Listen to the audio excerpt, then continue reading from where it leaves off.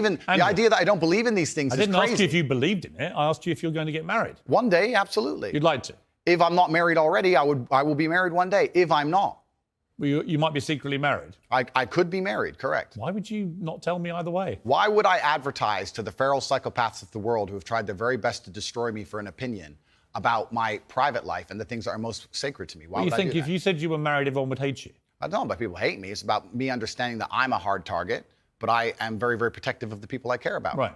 But you believe in the concept of marriage? Completely. That's what we were talking about the whole time. What do you think? We talked about a man giving a woman away. Okay. I believe in marriage more than anybody. In fact, I believe in marriage no, please. Okay. I believe in marriage in the traditional sense. I believe a man has a duty to stand up and be a real man. I believe that the problem with the world today that we are facing is that not enough men are sticking to the age-old ways of masculinity. Mm-hmm. I believe that me standing up and saying a man must protect a woman and provide for her, so he needs to make sure that she's safe. He needs a degree of authority to protect her. I have no problem with... But people do have a problem with it. That's the world we're in now. I'm over here. Sure. I don't have a problem with what you just said. Here's where my problem comes, right? There are a lot of clips of you floating around on the internet, as you know. One of them has you saying, bang out the machete, boom in her face, grip her by the neck, shut up, bitch. In another, you say, slap, slap, grab, choke, shut up, bitch, sex. When people see those clips and hear you say those things... Agreed. Well, I don't think that... I think there's a whole bunch of men in the world who understands my value, and if men grow up to be like me, you're going to have a whole bunch of people with no criminal record, dedicated athletes, who protect and provide for the people close to them, are fantastic for the economy. And I'm certainly not the worst influence out here, Piers. You have Lil Nas twerking on the devil on music videos, which our children are digesting. You have drill artists singing about stabbing people to death in the middle of a knife crime epidemic. You have rabid psychopaths on whether the right or the left announcing violence on the other side. You have all these insanities in the world. And because I sit here and say, perhaps. Now you've laid it out and it offended you, I understand. I didn't say it offended me. Okay, cool. I just read you the things. You read things that you say they can be offensive and some people are offended. Well, some people definitely were offended. Absolutely. That's fine. And honestly, I think some of the things you said were genuinely offensive and misogynist. Okay, so they offended you. Like I said earlier. So they offended you, which is fine. I said they offended you, you interrupted me, and now you're saying they offended you, which is fine. But the point I'm trying to make is this. I'm not the devil. There are certainly worse people than me. And I don't disagree and they exist. With that. My core tenets for the people who don't understand me are self-accountability, so I'm accountable for everything I've ever said. My core tenets are responsibility, so I'm responsible for everything I've said. My core tenets are traditional masculinity to a degree, which involves protecting and providing for women. And I'll make another point here that needs to be said. The number of women who have stood up and stuck up for me is ignored.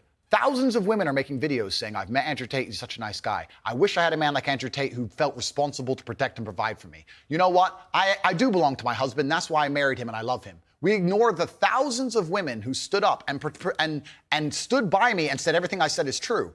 And we're taking a very vocal minority who have taken the things I've said and are pretending to be absolutely and utterly devastated by them for some reason. All right, time out. Sure. You've had a good phase, grip her by the neck, shut up, bitch. In another, you say slap, slap, grab, choke, shut up, bitch, sex. When people see those clips and hear you say those things... Agreed. Well, I don't think that... It's not hard to misunderstand it. It is. You might say that it's consensual. Other people would say, whether it's consensual or not, that's a very ugly way to talk about women. Completely. Now let's hitting them with machetes. No, watch the whole video. It's a girl coming at me with a machete and me saying, here, slap the machete out of her hand. She's attacking me. So you don't understand. This is the exact point. I do understand. No, people don't watch them in full. And this is actually what's interesting. And please don't interrupt me on this point. Social media has changed in modern times. YouTube 5 years ago was 5, 6, 7, 8 minute long videos. Now we have TikTok, 10 seconds, 15 seconds, 20 seconds, YouTube shorts, Instagram stories. Now anything you produce that's long form is cut down to very, very short form. They're interested in clicks, they're interested in engagement. Of course. They find the most controversial clips they can on purpose. Given that you know it can be misunderstood, do you regret saying things like this on camera where it can be disseminated by less intelligent young males who think that is actually what they should be doing to women? And finally, we get to the point of the issue, which is the point I tried to make at the very beginning. When I made a video before I was famous that got 500 views, me being concerned that 1% of people will misunderstand it was not relevant. Where you start getting 5 million views a video, 50 million views a video, 1% of people misunderstanding It doesn't change what no, it doesn't. But it becomes a much larger problem. I understand. So with great fame comes great responsibility. Right. So I agree. Now that I'm famous, yes. do I say things the same way as I did back before I was famous? Absolutely not. Right. As neither would you or nearly any other famous person on the planet. So once you become famous, you have to be a lot more careful with how you say things. I understand. So my logical follow-up to that remains, do you regret then saying it the way you said it? I can't live in regret by saying something before I was famous on a camera which barely anybody watched, and then I became famous afterwards. That would be a very asinine way to view the world. So you stand by all those things? I can't live in regret because I didn't know I was going to become the most famous man on the planet. That regret would be the wrong word. Is it inconvenient? Sure. But I can't sit here and say, I wish I knew 6 years ago I'd be the most famous man on the planet and monitored all of my speech forever. That's asinine. There was also, I think, quite a disturbing piece that BuzzFeed did. And it talked about the negative impact of young, impressionable male minds when they've read or seen some of the more inflammatory things you've said. And they quoted, for example, Sandy, 22, from Washington. My father's gone from a man who minored in women's studies in college, who was kind and in touch with his emotions, treated all people, men and women around him, with kindness, to a man who says that whenever he sees an effeminate male stranger, he gets an overwhelming urge to murder them. He loves podcasts. He listens to a lot of podcasts. I know he's listened to Andrew Tate. Whoa. Let's stop for a second. Let's be professional here, Piers, because you're a professional, as am I. First, she said, did you say that my father went? She said, my father has gone. Her father. That's a full-grown man, firstly. So we're talking about my impact on children. You just talked about a full-grown man here. Secondly, I've never talked about murdering effeminate men in anything online ever, in any context ever. So I don't know why they have taken some random person I've never met in the world who's full-grown, an adult, and come to their own conclusions who I've never met and lumped his name in with mine. That is absolutely unfair on every level. I didn't read this BuzzFeed. I didn't read this BuzzFeed article, but after hearing the first point, I know it's trash. That is complete garbage. I'm the reason this man believes what he believes. I have seen a quote from you. And I said the reason I am so popular and I'm so famous is that there's a large contingent of men who don't want to wear makeup, who still want to make money, go to the gym, be strong, drive a fast car, be traditionally masculine, and don't want to be shamed for that, and they don't want to be called toxic for that. That is the reason I'm so massively famous. That is what I said. What do you think of transgender people? That's nothing to do with me. I'm not transgender, and I don't understand the issue like they do. Are you transphobic? Do you consider yourself that? Transphobic? What? Afraid? Well, it kind of, yeah. You have I don't live in fear, my friend. I have no problem. Do you have a dislike of transgender people? I don't know any transgender people. Do you have a dislike of what they stand for, what they are? No. Why would I? I don't know. That's not my issue. That's not my issue. And that's actually quite interesting because when I was attacked, a lot of these stupid articles like BuzzFeed, because it's ridiculous, that first point proves anyone with a brain knows that that's garbage. When they attacked me, they lump a whole bunch of things in together. They say misogynistic, racist, transphobic. They just put them all together at random. I'm mixed race. By the way, I don't know where they get these. They just get these buzzwords and put them in a sentence. By the way, I completely agree. So you support transgender people? I support individual liberty. I'm a libertarian. Yeah. So you support transgender people? Sure. Why not? Exactly, yeah. So, but my point is, as a whole, you're saying that I'm saying I don't want to see men in dresses. I'm saying no. You support gay people? Sure.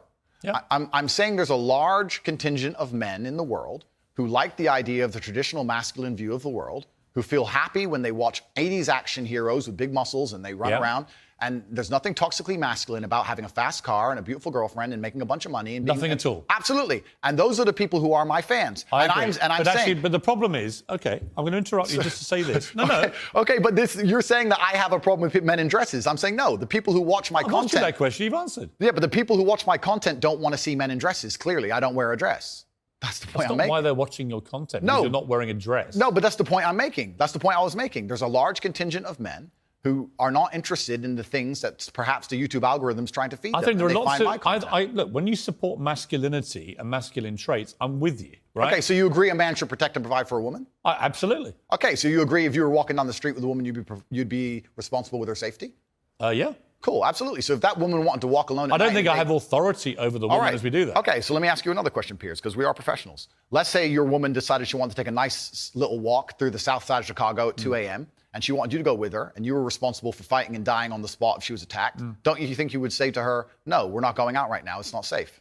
Yes. Okay, so you'd have authority to make the decision. So no, I wouldn't. So I would say so I we don't agree. think you should. If she decides to, it's her own volition. Well, if she decides, you're not going to stop I have her. no power to stop her. Completely. But you think you do. No, I don't think I have power You to stop clearly her. do. No, I think I have power to make the decision. I think, no, that's not So sensible. if you have the power to make the decision, you have the power to stop her. No, because And if that's she- where we differ. And that's why I think it's interesting about you. I don't think you really think through what you're saying. I think through what I'm saying so carefully. Yeah, but Andrew, what Piers. you've literally just said is that you have the power to stop No, her. I said I don't have the power to stop her. I'm not going to lock her in the room. I'm saying that. So if as she a- wants to go on her own, then she's going to go. then But you as a don't have cou- authority to stop her. Okay, but as a couple, if we're going to sit there and decide if we're going to take this. You late- asked me, would I feel a sense of responsibility for her safety? Absolutely. Agreed. Absolutely. So would let me I finish, have the Piers. power or authority to stop her doing it? No. No, of course not. So let me finish, Piers. You're not going to stop her walking out the hotel. Of course, it's her decision. She's a sovereign individual. My point is that usually in a couple, you sit there as a team and you discuss, and perhaps on certain issues, the woman will know more about X and she'll decide X, and the man might know more about Y and he'll decide Y. So I'm saying if we're as a couple and we're sitting there and deciding, as a couple, as a team, and she says she wants to take this late night stroll, I'm going to say, you know what, I'm going to veto this one. I'm going to call veto do you on this one believe because in- it's dangerous, Right. which to a degree would give me, in that particular scenario, a degree of authority. If she said, I don't want to listen to you, Andrew. It doesn't give you authority. If she says, I don't want to listen to you, Andrew, I want to go on that walk, then what can I do? Say, well, then I Then you I don't hope- have authority. Then I wish you the best, I mean, my love. Then you don't have authority. Cool, then it's a semantic argument. Not really. I think it It's is. the complete opposite of what you said you had, which was authority. No problem, Piers. No problem. But I think Let we me ask actually you agree. about what do you believe about depression? Do you believe depression is a real thing? I believe that feeling depressed is real. I don't believe depression as a clinical disease is real, no. Really? Correct. You don't believe people can be clinically depressed? I think PTSD is very real. Unfortunately, I have some friends who suffer from that. I know that feeling depressed is real. I believe that the number one power you have against these things are trying to take control of your own mind and affecting your own life. I believe that it's not healthy to hand over all your power and believe that depression is an outside disease that you can't affect. I know that when I've had difficult periods in my life, and also many of my friends, like I've said, suffer from PTSD and been through terrible things. I've lived a very difficult life, and I know people who have, that the things that made them feel better is when they woke up and said, you know what, I'm not going to allow this to damage me anymore. I'm going to take responsibility. I'm going to get up and I'm going to fight this as hard as I Right, can. and by the way, on that, I agree. So we agree. Right? My favourite speech is the Rocky Balboa one. to Okay, the so sun. then we agree. Okay, well, let me explain why. If someone comes to me and says, I'm clinically depressed or I feel very, very sad, I would say the first thing you need to do is stop accepting the identity of a clinically depressed person. Stop accepting you have no control over this. And what you need to do is stop identifying that way, and let's work together to try and fight But against there it. isn't an eminent doctor in the world who would tell you there is no such thing as clinical I think depression. Who would not tell you that some people it's simply beyond I think their control. Johann Hari wrote a book saying exactly that, my friend. He's not an eminent doctor. No, but He's a journalist. I said depression wasn't real long ago and was attacked for it. Then Johann Hari wrote a book, which What's it got to actually, do with Johann Hari? because he wrote a book proving me right. Most people, Johann Hari's a journalist. sure. And my point is that a lot of people who are clinically depressed are suffering with something in their life, and if you fix the problem in their life, perhaps they won't feel depressed anymore. That's not a disease. Yeah, but Andrew, That's situational. Andrew, you're simply wrong. If that's what you believe, Piers, That's it's what I fine. believe. I don't believe in things that take power away. There is not an eminent doctor in the world Piers, that would agree with you. Piers, Do you think you know more than doctors? I can't become clinically depressed Why do you know? because I don't believe in it. I can't be haunted by a ghost if I don't believe in ghosts. Well, that's like saying I'm never going to die because I don't believe in it. It's ridiculous. Perhaps, but if it allows me to live a life where I feel happy and But here's content where you within see, this is, myself. again, this is that little area where you lose me. No, I don't lose you. You are, because Piers, somebody with your Piers, following says the there is no thousands such of people, thing. the thousands of people who have emailed me saying my doctor told me I was clinically depressed and it's a disease that I have got in my brain and I can't be fixed. And I started listening to you and I realized that that's not the case and I can fix my own life and you're the only person who has If you- ever helped me. Oh, Andrew. Thousands of people have Andrew, emailed me if that you exact email. If you think you are single-handedly curing people of clinical depression, you are living in cloud cuckoo land. I am reading the emails of people who I have cured of clinical depression. You're reading emails from people who... I respect that you think my view is dangerous, and I respect you have the right to view that, to think that. I think that clinical depression, I actually agree with you, is massively overdiagnosed. I've already said that PTSD is a very real thing. I've already said... I didn't... No, hang on. Okay. Again, you're misquoting me. I did not say clinical depression is massively overdiagnosed. I said that people who claim to be depressed but don't have clinical depression... I believe feeling depressed is real. I do not believe it's a disease that you catch from the sky and you cannot affect. I believe that no matter what happens, I believe you have control of your own mind and you can fight against it. I believe if you change your circumstances in your life, you may feel different. I'll give you a quick example. I had a guy who emailed me saying he was clinically depressed and he was going to kill himself. I obviously am not a psychiatrist, I'm not a doctor. I told him, because I replied to my emails. I said, have you been to a psychiatrist? He said, yes, I'm clinically depressed. I've been on these pills, this amount of time. I'm on antidepressants. It doesn't work. I said, I don't know what to say to you besides this. And he said he lost his girlfriend. That's why he became clinically depressed. I said, listen, go to the gym, get a six-pack first. Once you've got a six-pack, email me again. If you still feel like killing yourself, I don't know what else to say to you. But I'd say, strong body is a strong mind. Go train. He went, he started sending me progress pictures, emailing me him getting in better shape, and eventually got a six-pack. He's now a professional bodybuilder. And he said, I can't believe I was considering that. I feel so much better, etc. The doctor who was telling him he was clinically depressed and couldn't cure it, he started taking control of his own life, and now he felt better. Now, I'm not saying it's the case for everybody. No. I'm just saying. Here's my question. Influence over Disagree. people. It's very responsible because I'm saving people's lives. I disagree that if you're